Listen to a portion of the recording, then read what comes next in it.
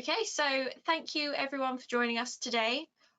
We are joined by Dr. Teresa Busto, who is a child psychologist and an expert on children's social emotional learning. She's going to be talking to us today about her CBT app on second thought and the techniques we can use to help support our children's well-being. So Teresa, would you like to begin? Sure. Okay, thank you. And thank you everyone for attending. As mentioned, today I'm going to be discussing how to support children's mental health with a program, a digital mental health program that I created called On Second Thought. So I'm going to start with describing what mental health in children looks like. Mental health in children describes children's mental, emotional, and behavioral well-being. It affects how children think, feel, and act, and determines how children handle stress, relate to others, and make healthy choices. As parents and educators, we're aware that improving children's mental health has become an important public objective. Mental health affects physical health, one's ability to function in society, and academic achievement in school settings. Subsequently, in July of 2018, New York State mandated that all children receive mental health support in school districts. Although we all experience negative emotions from time to time, such as anxiety, sadness, and anger, as a typical part of growing up, there are children whose symptoms persist over time. And some statistics, as outlined by the Center for Disease Control from 2013 to 2019, indicate that approximately 5.8 million children, which is about 9.4%, actually meet criteria for an anxiety and behavioral disorder, and approximately 2.7 million children, or 4.4%, meet criteria for depressive disorders. So now I'm going to go into a brief synopsis on what anxiety and depression in children might look like. So we're going to start with the features of anxiety disorders. So an anxiety disorder is an excessive amount of worry that's disproportionate to the situation and prevents the child from functioning normally. Fears typically revolve around a future concern, going to school tomorrow, taking a test, concern about whether or not they'll be invited to a party, typically associated with avoidance, like refusing to go to school. Signs of depressive disorders in children can be either prolonged unhappiness, irritability, or behavioral disruptions. Children may have somatic complaints like stomach aches, headaches, things like that, low self-esteem, difficulty concentrating, indecisiveness, sleep problems, and fatigue, to name a few. What we know as mental health providers is that one of the most effective forms of treatment is cognitive behavioral therapy, or CBT. You'll hear me reference a lot. Considering my training as a school community psychologist, I've adapted the core principles of CBT and turned it into a kid-friendly program, which I'm going to discuss a little bit further. So the name of the program, like I mentioned, is On Second Thought, or OST. And like I said, it's a mental health digital program designed to support the mental health of children between the ages of 7 and 11. OST takes a kid-friendly approach with the use of animations, real-life situations, interactive activities, and the use of figurative language as a fun way to introduce important CBT principles. In addition, small independent studies on my program have been conducted by St. John's University's doctoral students, supervised by a professor at St. John's, Dr. Mark Turgeson. And the findings of these studies, which were presented at national conventions such as the National Association of School Psychologists and the New York Association of School Psychologists, suggest a reduction in anxiety and anger. However, more research is needed. So now I'm going to describe to you the two core principles that are outlined in the OST program. So just to review again, so CBT, or cognitive behavioral therapy, is a practical and objective type of treatment that teaches two main principles. So the first principle is referenced as the ABC model, and that was coined by Dr. Albert Ellis in 1957. and it is one of the main core principles of CBT. It assumes that your beliefs about an event affect how you react to said event. So the acronym ABC suggests the A indicates the activating event. So an example would be, I missed a soccer goal and my team lost. B is your belief about the event. So a possible belief might be, I'm the worst soccer player ever. And C are the consequences, which include your emotional and behavioral responses, such as I feel angry, and then what I do is I run home and refuse to talk to anyone for the rest of the day.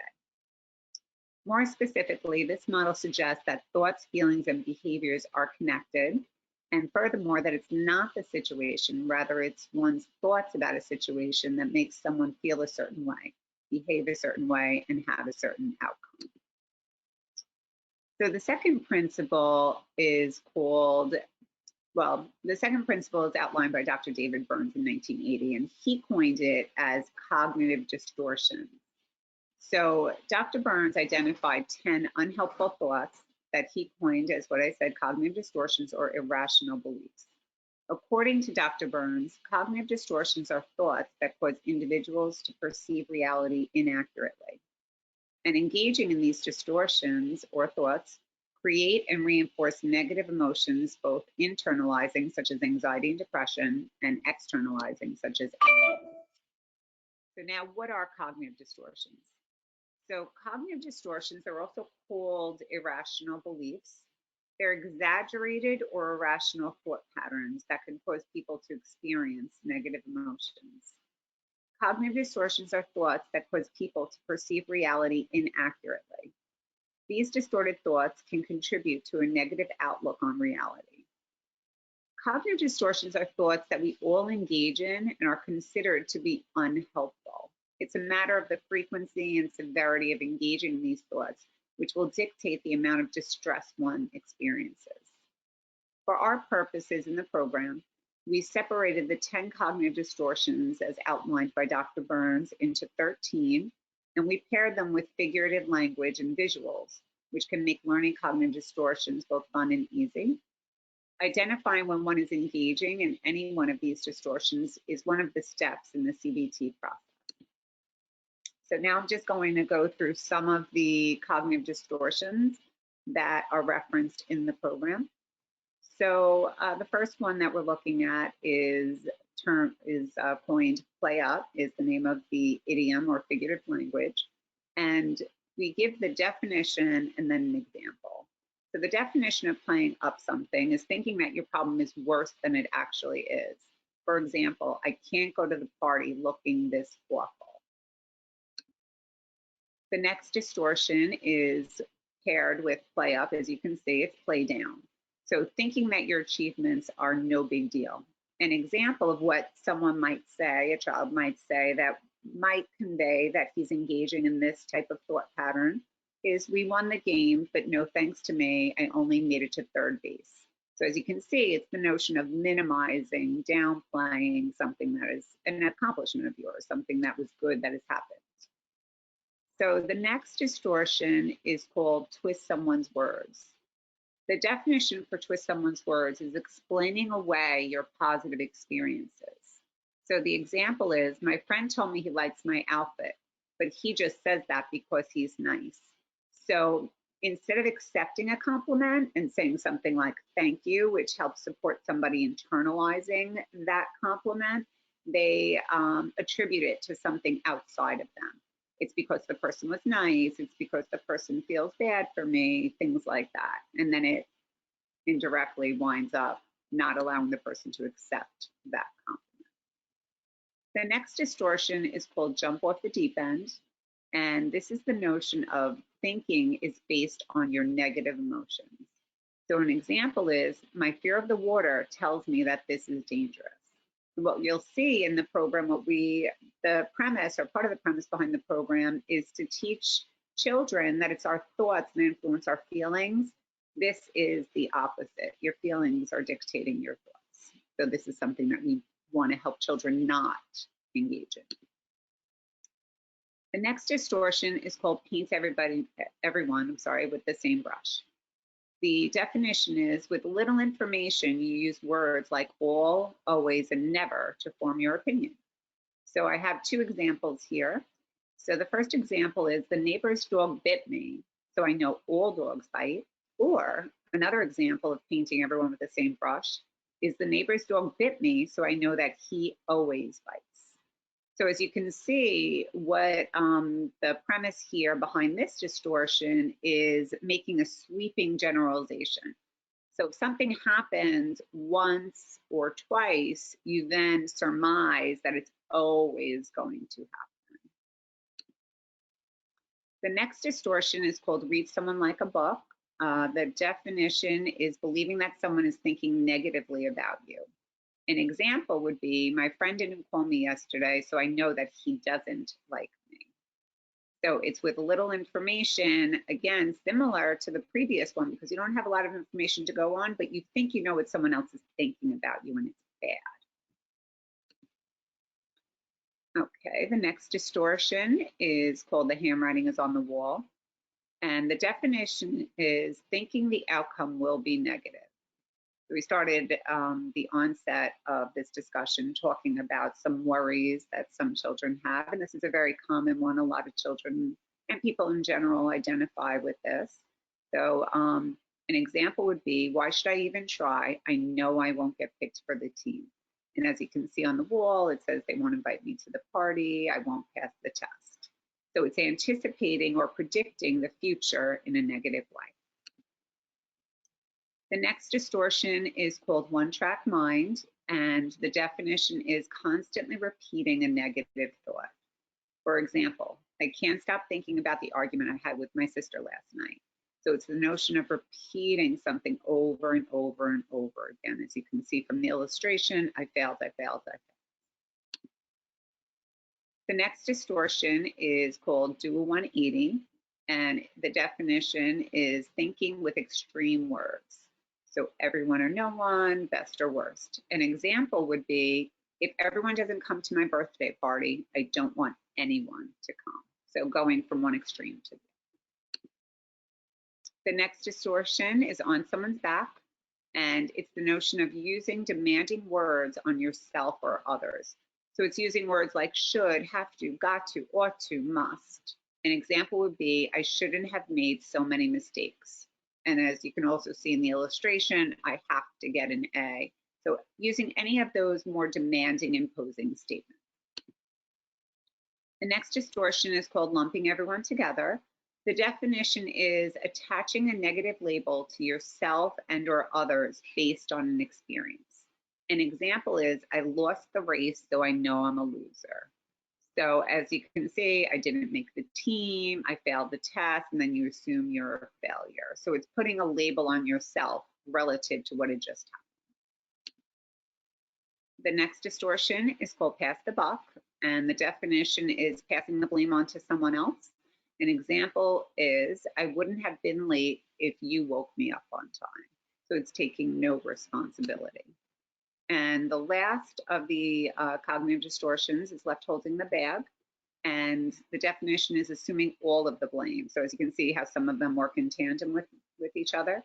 So the other one was accepting no responsibility. This one is accepting all the responsibility. She would have called me back if I didn't make her angry.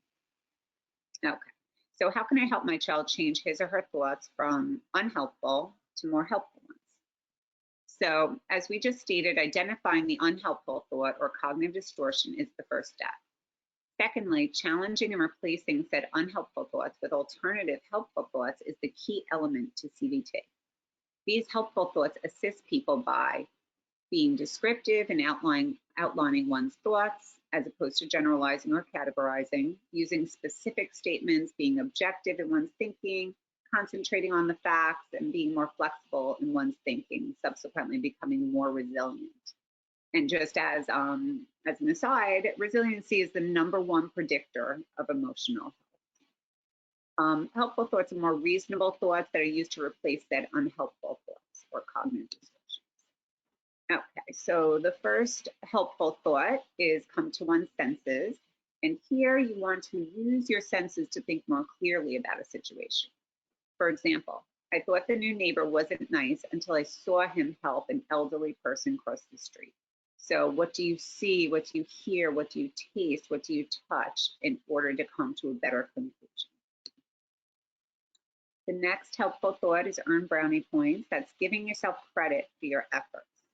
For example, my friend complimented me on my outfit because I have a good sense of style. So it's accepting the compliment, something that we were talking about earlier with the unhelpful thoughts. The alternative was happening before. Collect one's thoughts is the next helpful thought. It's asking yourself, what am I thinking? For example, I'm going to have a great time this weekend. So we just want to be more mindful of our thoughts. The next one is go on a fishing expedition. And the definition is more evidence leads to wittier thinking. For example, I thought Mario didn't like me when he didn't say hi until I found out that he has an important test today and is late for the study group. So it's the notion of gathering more information in order to come to a better conclusion. Next one is put yourself in someone else's shoes. The definition is asking yourself what someone might think about the situation. So it's the notion of perspective. An example is, I thought the new student was rude, but my friend might think that he's just having a bad day. The next one is tip the scales. And this is the notion of one's behavior influences one's outcome. So for example, I remember to study and get to bed early. I think I'm more likely to pass the test. So you're looking at your behavior to determine your outcome as opposed to predicting something negative without looking at that. Strike a balance. Use less extreme words such as sometimes or right and a few. For example, sometimes you win and sometimes you lose. The next helpful thought is cut someone some slack. This is the notion of using less demanding words like maybe, perhaps, and etc., as opposed to some of the things that you might recall before when we were talking about the unhelpful thoughts, using demanding words like should, have to, ought to, must, got to. This offsets that. For example, it would be nice if I make it to my appointment on time, but if I don't, it's not the end of the world. And the next one is burning questions. And this is ask/answer the questions who, what, when, where to answer the question why. For example, Steve was called a klutz, but he's just my friend who tripped in the hallway after lunch because his shoelace was untied.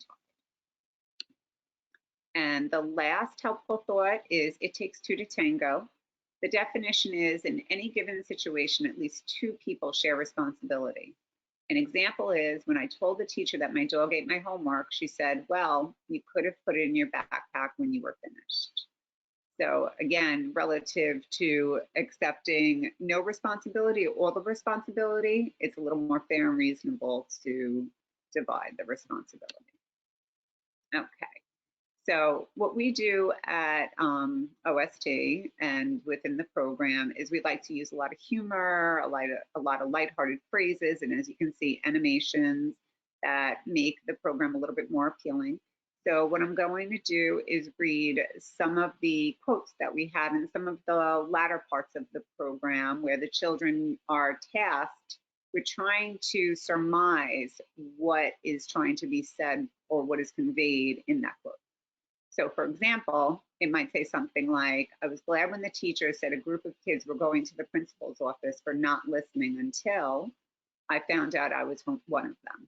So this is a later activity, and the children have already gone through the ABC model, the cognitive distortions, the alternative thoughts, and this is where they're now trying to put some of the things and the concepts that they've learned all together.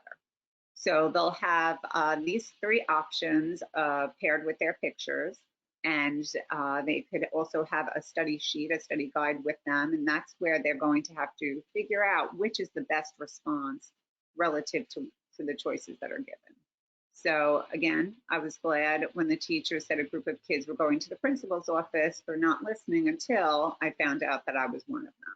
So the answer here would be go on a fishing expedition. The next one is, last night Dad told me to stop being so extreme. So Monday morning when he woke me up, I told him that I'm going to take his advice and start going to school less often. So now what the children have to do is they have to figure out which one of the helpful thoughts was talking about being less extreme. And the answer is strike a balance. And the next one is, I think I'm really smart. I just want those thoughts to get a little stronger during school hours. So again, is it takes two to tango, put yourself in someone else's shoes, or collect one's thoughts? And the answer is collect one's thoughts. So in sum, as a parent or caregiver, you can help your child feel good about himself in uncomfortable situations, which may be encountered on a daily basis, in school, at home, and on the playground. For example, your child is at school in the lunchroom. Someone he knows walks past him and doesn't say hello. Your child thinks he always ignores me or he doesn't like me. How does this thought make him feel?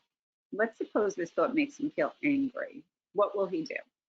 Maybe the next time he will ignore the person, or perhaps when he comes home, he will slam the door and stay in his room all night.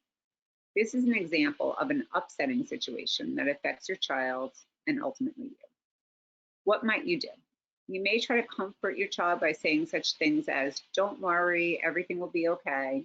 Next time, avoid him. Or you may use adult logic your child isn't able to yet understand, but nothing seems to work. What if we told you that there's a better way to handle such situations? With a basic understanding of cognitive behavioral principles, you can help your child get through situations such as the one described above.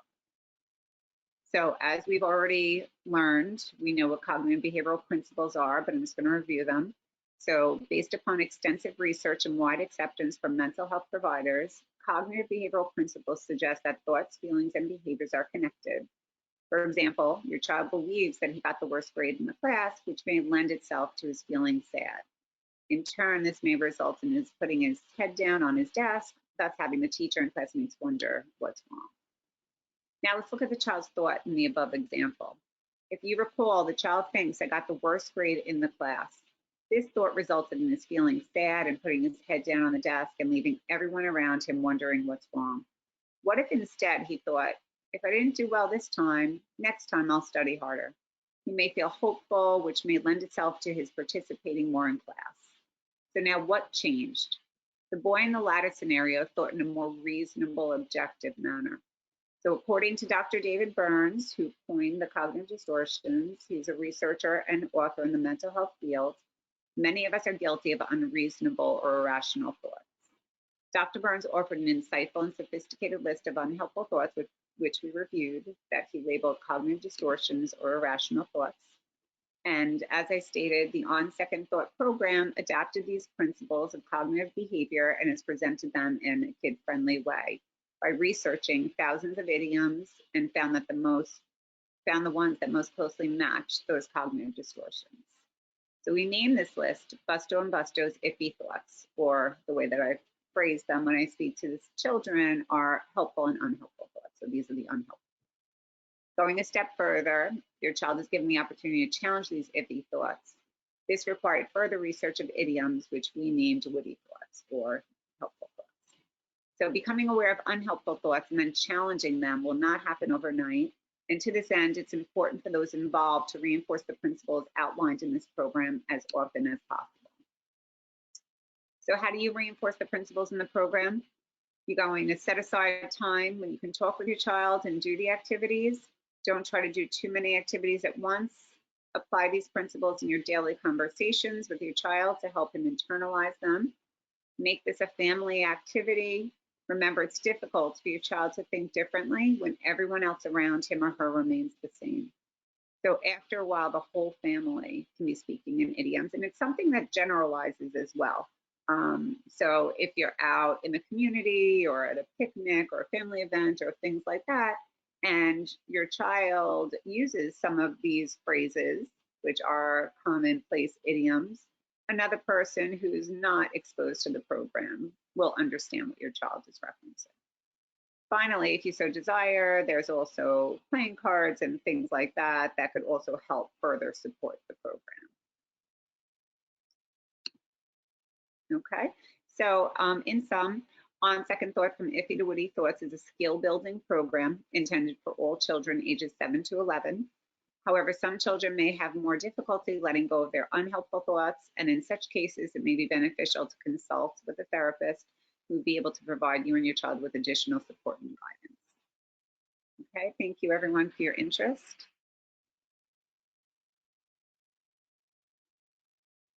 Okay, well, thank you, Teresa. That was really interesting, and I loved how you broke it down so everyone can get an understanding of it. So I've just got a few questions from our attendees that I just want to quickly get your opinion on. So we'll try and keep it under 10 minutes. So I think the first question that quite a lot of parents had was, so how do they know when their child's problems are serious or when there is that additional issues that they maybe need to address? Sure. You know, what I do always tell parents is that they do know their child best. So if they do see a change in sleeping patterns, eating patterns, socializing, that maybe they want to reach out to someone. And primarily, I'm a school psychologist. So I do think your school psychologist in your child's district, in your child's building, is a great resource to just touch base with. As a school psychologist, we have resources where we do administer objective measures to parents and teachers. And that also looks at whether or not a child's behavior is disproportionate relative to their same age peers. So that's always a nice place to start. Yeah, okay, well, thank you. So another question was, what are the warning signs of stress in children? And then a follow-up to that was, and how can they help them cope with stress? Sure. Yeah, I think we started to go over some of the signs of anxiety in children, and that's some of the things that I was just referencing. Difficulty sleeping, change in patterns, change in eating habits, change in socializing. Those are all things that I think are reflective of perhaps something is going on. In addition to your school psychologist, I do think a child's pediatrician is a great person to also reference and to talk about, you know, some of the concerns that you see and rule out anything medical as well. Because I think in general, there is no one quick fix kind of cookbook recipe that will dictate whether or not somebody's struggling with something, because there are a number of things that could be going on for someone. So I think those, just again, knowing your child best, reaching out to other professionals that also know your child very well as your school psychologist, your teacher. The teacher is with your child probably about 6 hours a day. And they really get a good understanding over the course of the year of who your child is. And then, like I said, if you have additional concerns, you could always go to the school psychologist and they could administer objective measures that could further support, rule in or rule out those concerns. Yeah, okay. And so another question was, how do I talk to my child about this? So how do they kind of first introduce the idea that maybe they're not doing well and they might need some additional help or to talk to a psychologist? So how would you advise a parent to approach that? Yeah, what I always tell parents is to always start with the feeling. So if you notice that your child seems angry or nervous or sad, you know, to always start with the feeling really helps diffuse the situation lots of times because the person feels validated. So I think always starting with, you know, I notice you seem sad lately. I notice you seem frustrated lately. How can I help you? Let's talk about this. That usually puts the person's guard down a little bit, and then they're a lot more receptive to a conversation. So I always suggest that to go with the feeling first. Yeah, and I feel like that's advice that you can apply to anyone, not just children. So I think that's really helpful advice. And then one question on the program itself. So is it personalized? So if there's a child that's maybe feeling more depressed rather than anxious or vice versa, does the program kind of adjust for that? And how does it go about that?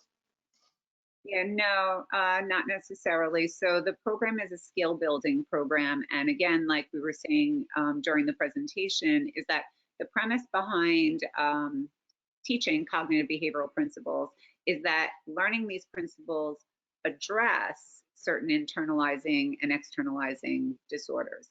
So it is a general approach, which is why, again, whether the person who's helping support the program is a parent or caregiver or a mental health professional, you always have to tailor it relative to your audience.